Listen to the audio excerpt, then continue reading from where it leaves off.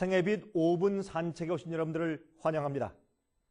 성경에 보면 예수께서 말씀하시기를 주여 주여 하는 자마다 다 천국에 들어가는 것이 아니라 하늘에 계신 내 아버지의 뜻대로 하는 자라야 들어가리라 라고 말씀하신 것을 발견하게 됩니다.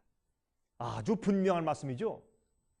예수께서는 천국의 원칙을, 구원의 원칙을 설명하시면서 여러 가지 비유들을 말씀하신 것을 성경에서 발견하게 됩니다.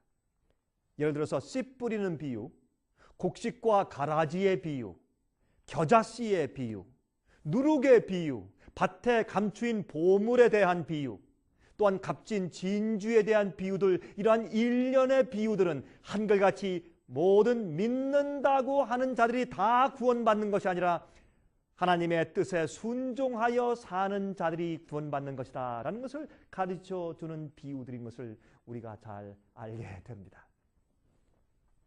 마태복음 13장 47절부터 50절을 보시면 다음과 같은 말씀이 기록되어 있습니다. 이것이 또 비유입니다. 또 천국은 마치 바다에 치고 각종 물고기를 모으는 그물과 같으니 그물에 가득함에 물가로 끌어내고 앉아서 좋은 것은 그릇에 담고 못된 것은 내어 버리느니라. 세상 끝에도 이러하리라. 천사들이 와서 외인 중에서 의인 중에서 악인을 갈라내어 풀무불에 던져 넣으리니 거기서 울며 이를 갈미 있으리라 그랬습니다.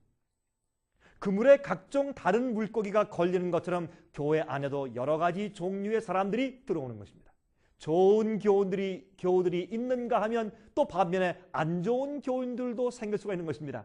그래서 교회 안에 있는 자들이 다 성자들이 아닙니다.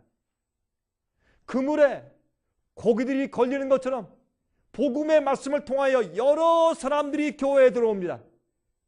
하지만 그들이 다 구원받는 것이 아닙니다. 그들 중에서 참된 신자를 하나님께서 골라내신다고 말씀했습니다. 이 같은 원칙을 마태복음 22장에 있는 혼인잔치의 예배의 비유에서도 발견하게 되는 것입니다. 한 임금이 자기 아들의 혼인잔치에 사람들을 초청했습니다. 초청받은 손님들이 잔치 자리에 가득 찼다고 했습니다. 그때 왕이 들어와서 예복들을 입고 앉아 있는지를 살피러 들어왔다고 성경은 말씀합니다. 그런데 한 사람이 예복을 입지 않고 앉아 있지 않습니까?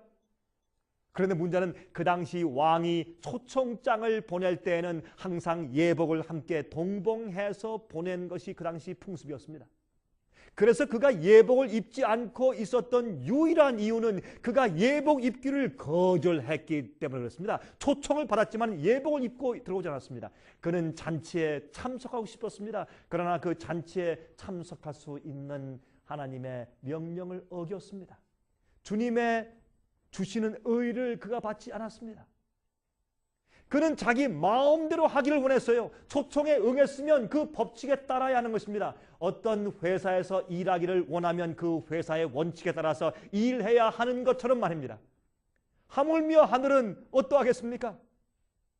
하나님께서 모든 사람들이 와서 다 구원을 얻도록 복음으로 초청해 주셨습니다. 누구든지 다 와서 구원 받으라고 부르셨습니다. 누구나 다 구원의 부르심을 받았습니다. 하지만 하나님의 뜻대로 자신을 굴복하고 주님을 따라가는 자들이 택함을 받는 것입니다. 그래서 부름을 받은 자들은 많지만 택함을 받은 자가 적다고 말하는 것입니다. 여러분, 그것은 우리 마음을 주 앞에 굴복하고 주께서 주시는 성령의 의의 역사를 받아들여서 우리가 변화함을 받아야 합니다. 주님의 뜻대로 살아야 합니다. 그렇지 않으면 주님의 이름만 부른다고 천국 가는 것이 아닙니다. 여러분들이시여, 꼭 기억하십시오.